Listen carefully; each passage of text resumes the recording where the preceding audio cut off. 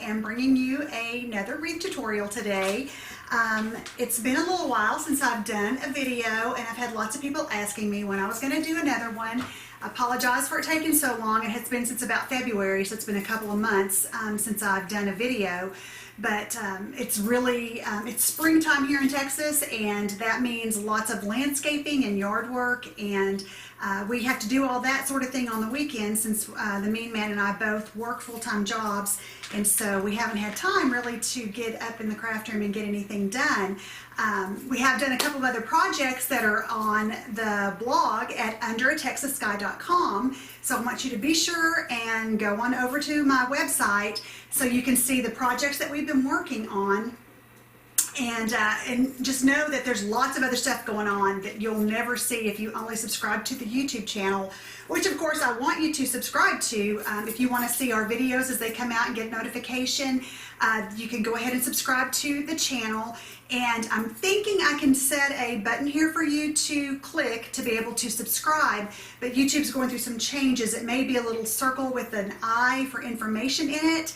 And so just click that, whatever you need to do to get subscribed, so you can be sure and know whenever we've got new things that are, we're doing new videos and such as that. Today though, I'm going to show you a very simple, very beginner's wreath. I'm using a styrofoam wreath form. You can kind of see it here. It's about, well, it's not about, it's 13.8 inches in circumference. I have no idea how they came to that number, but that's the wreath form that I bought. So it's almost 14 inches. And I'm using a, I believe it's called a skein of yarn maybe, when you have a big thing of yarn. That's what we've got here. And that's what I use to cover the wreath. I'm going to show you some flowers that I made out of felt. I've got some felt here. Like I said, this is like honestly the very first thing that I learned how to do about 6 years ago when I started doing crafts, before I graduated up to doing the big deco mesh wreaths that I do quite often, and even grapevine wreaths and such as that. So this is super easy. It's something you can do with your kids if you want to. If you're nervous about starting a project, you think it might be too difficult, this is a great project for you. So I want to get started really fast and let you see what we've done. I just took that yarn and I got to the end of it and I took some hot glue, and I'm using my glue gun today and not the glue pot because I want to be able to direct this glue exactly where I want it to go and not just stick things to it. So here I put a little bead of glue and I stuck the first bit of yarn right there at the start, and then I just started looping it around. Now that is the tedious part. It does take some time to get it looped around because you want to cover your entire wreath form. Now if you're using a dark yarn, you might want to paint your wreath form so it doesn't show through, but since I'm doing a springtime looking wreath with this yellow yarn, I went ahead and just kept the white foam behind it. And honestly, you see what I'm doing, I'm just wrapping it around, and you want to be careful as you go that you don't overlap your yarn as you're going on your wreath form. You want it to be pretty smooth, and there's a little, it's a little tricky because clearly the inside circumference is smaller than the outside, so you can see here it kind of is in a V, where I'm, it's going to finish here in the middle before the top finishes, but we're going to work it around. And see, I've overlapped it in the back. I mean, you really do have to be careful about that. But we're going to work around that difference by kind of spreading things out. It's going to be pretty bunched at the bottom, but that's going to be okay. We can use that as our point that we're going to put our embellishments, or one of the points of embellishments. So we can cover that up. It won't be too bad. But you can see I'm almost to the end here, and I've still got a little bit of a gap, and so I'm going to try to kind of scooch things around a little bit. And as I do that, I'm making it worse. Let's see. I'm going to pull that from the middle a little bit over. You see there? We've almost got it covered. And I did most of this wreath before I started recording. I didn't want to bore y'all because this will take some time. It took me probably 45 minutes or so to be able to get the whole thing covered. And it's kind of bunching here, but it's okay because this is the back side, so it's not any big deal that it's going to bunch up a little bit right there. And I'm going to go ahead and cut this ribbon. Boy, I'm telling you, I really am overlapping these. Exactly what I told you not to do. That's exactly what I've got going here. But that's okay because we're going to have some embellishments on there, so it's going to be all right. So I'm going to go ahead and come here and I'm going to take my glue and I'm just going to put some glue right on the yarn itself. And I'm going to glue it down. And glue it to myself a little bit too, it looks like. Okay. So you can see it's a little bit bunched up right there, but it's okay. We're going to cover it up. You know, it's not going to be any big deal. We'll decide which side we want to put our stuff on. Right now I'm going to put it on the left-hand side. Usually when I do my wreaths, I mean, you can do it ever how you want to, but if I'm not going to go all the way around with embellishments, I tend to do, you know, a half circle on the left-hand side for no particular reason. I don't know, I like the balance of that. Now I'm going to show you these little felt flowers. These are the easiest little things to make. I'm going to show you how I did that. I took just some felt, and felt is super cheap, clearly. I mean, I bought it right off of the bolt. I don't know how many yards. I've had this stuff for years. And if you're going to do lots of these, you know, you can do several layers. And what I used to measure for the smaller, there's a smaller one that I did, and then there's a super small one. I used the lid of a mason jar and just set it down, and then I just drew this, took a pen, and even if you're using dark felt, you'll be able to see where you drew the circle just because of the pen scraping along the felt. You'll be able to see. And then I cut that out, and then that one's probably for, I don't know, let's see what size this makes. This was the outside circumference of that mason jar lid, and that's 1, 2, 3, about 3.5 inches. And once you get your circle, again, this is kind of tedious, but there's nothing to this. I don't know if the mean man can get a close-up of what I'm doing here. I'm just starting on the edge, and I'm cutting around, and I just keep getting smaller. You getting that, mean man? Mm-hmm. Smaller as I go. Try to be consistent. Be fairly consistent of this, you know, the size of your cut as you're twirling into the center. And we're just going to keep on going into the center. Keep cutting and keep cutting into the center. We're going to keep going. We're going to keep going. It gets a little dicey because we're getting pretty small cuts. And that's about enough. So you can see that you come out with this little, it's almost like a spring. See how it turns out. And then what we're going to do is we're just going to start rolling. And this, and so you're going to take it, and you can start turning it in on itself.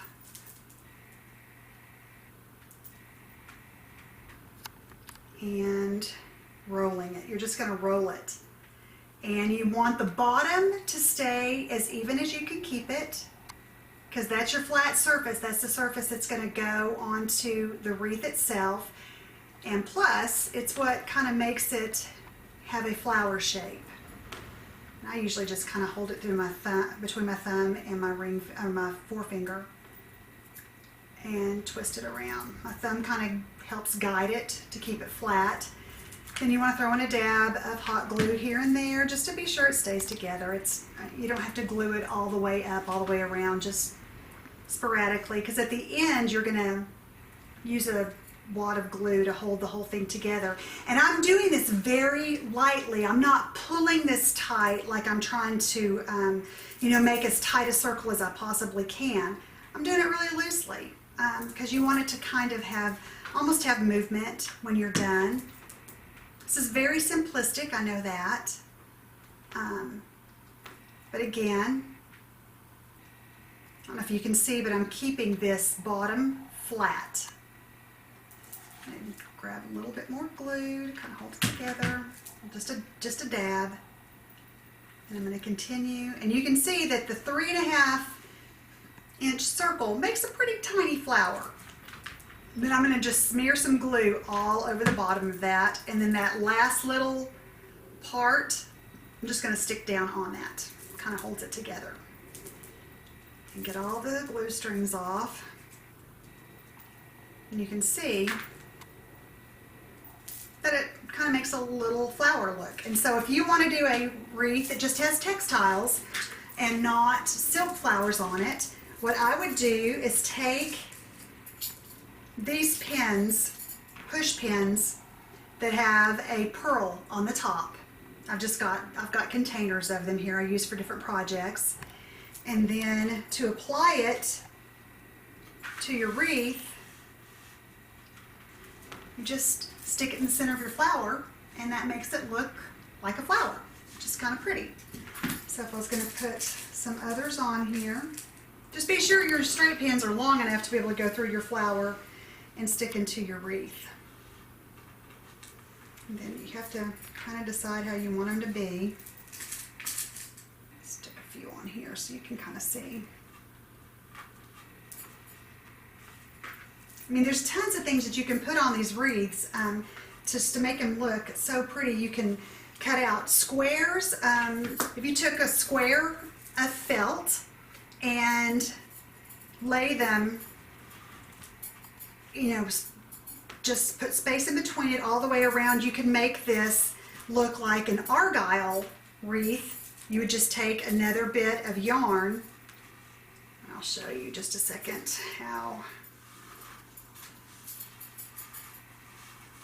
that would go. Of course, your squares would be glued on, but you can see there how that looks like argyle. And I made a wreath like that for my daughter, as a matter of fact. One of the first wreaths that I made, I did one that had that argyle look, and it was super cute with matching colors. I used 2 different color squares of felt for the argyle squares. But anyway, you can see here, you get the gist of what I'm talking about. If you wanted to if you wanted to add more of these flowers, I mean, you could do a whole ton of them because it's not hard, it's just a little tedious, like I said. Another thing that you can do with your felt circles, another type thing you can do is if you take your felt circle, I would probably use one that's a little bit bigger than this one. This one's actually the inner ring of a mason jar lid. But if you'll fold it over and then fold it over again until you kind of have this look. And for these, I would not use the pearl pins. I would just use a regular straight pin because you'd be tucking them behind things. I'm going to show you. I'm just going to tuck this in. But you can see how that looks. I've done some wreaths where I covered the entire wreath in these types of circles, and it made a beautiful wreath. But if you're more inclined to do some silk flowers on your wreath, certainly they're less work to use the silk flowers. What I would do is I would definitely get something that I could use as filler, which is going to be some fluffy silk flowers. And I'm going to stick this on here. Normally I would use my glue pot, but I didn't warm it up for this. So this is just a little bit messier than I like. And again, I always try to tell you your tools that you should have in your craft room. You should always have a good pair of wire cutters so you can cut the stems off of your silk flowers. That's really important that they're, that they're a good, strong pair. And I'm gonna add, we could go top to bottom with that if we wanted to. Let's see. Yeah, we can do that. I'm gonna do this so we can, kind of lengthen the flowers that we've got going here. But it's not all we're gonna put on here. When you're doing silk flowers like this on a wreath, it's all about layers. You want to build your layers up. Of course, this is a mess right now, but then I've got some other silks that are a little bit different colors, some pinks that I'm going to throw in here. And it's okay, don't worry about this bunching up right here because I'm going to put something on top of that. So it's going to be fine, these overlapping elements. But that really is how it works when you're doing these wreaths. You're overlapping your elements, you're filling it in. Because really, you want it to have a little bit of a wow factor. I just love this wreath because it's so easy. It's just so easy and cute, and I like that you could do it with your kids if you wanted to, or your grandkids in my case. Although my grandbaby Emmeline is not quite old enough to be crafting with her Mimi, but you better believe when she's old enough we'll be doing a lot of stuff up here in the craft room together. So I've got this big blob of stuff right here. Don't worry. I can either put flowers here, some more flowers. That's really kind of pretty. I probably need more than just that one. I've got butterflies. This looks like the perfect wreath for butterflies. So let's see if we can't, if y'all can't tell, I'm just winging this. We are doing this on the fly. I'm just thinking as I go along of some things I'd like to go in here. But I definitely would like to do some more flowers. And I'm looking, hold on, I've got a basket of leftover flowers. Sorry. Okay. These are all flowers that I've started to use with other things that I've either decided not to use. You can see it's lots of filler too, which I love. I just love lots of stuff. Okay. Tell you what, give me a second. I'm going to finish decorating this. I'll be right back and I'll show you what we came up with. Okay, so here is what I came up with. I went ahead and went with the silk flowers. Like I said, it really kind of is the lazy man's way to go as far as this particular wreath goes. I didn't want to cut 1,000 little circles to be able to do this. So I went ahead and just went with my my wreath pile, my flower pile, as you can see what I've got around me. Layered. There's several different layers of small flowers that are underneath the two big ones. What I ended up doing, because I had so many layers glued together in the middle, remember how jumped up that looked? I went ahead and put a zip tie. I had a wide, long zip tie. I pulled it around the center where all of those things came together, pulled it tight, and then I snapped it off just so I could be sure that those things were not going to go anywhere. You can't see it, so it's fine. That's another good thing about the different layers. These are all actually just hot glued, which is fine. They're glued to the yarn, so it's a good sticky surface for them to stick to. I threw in a butterfly on the other side, but really your options are endless. Just a 13.8 inch styrofoam wreath that has just been looped, yarn has been looped around all the way around. And if you use a thicker yarn, it will cover faster than this. I used a very thin yarn. I don't know what the weight of it was, but, and I've seen these styrofoam wreaths done like this with the super fuzzy green where it looks like grass. Then you put flowers on that. It is so spring. It is perfect for spring. It just reminds me of Easter or other springtime activities, picnics. But there's lots of things you can do with yarn around a styrofoam wreath. I hope that you enjoyed this video. Be sure and subscribe to my YouTube channel, and be sure and subscribe to underatexassky.com. I hope that you give this a try.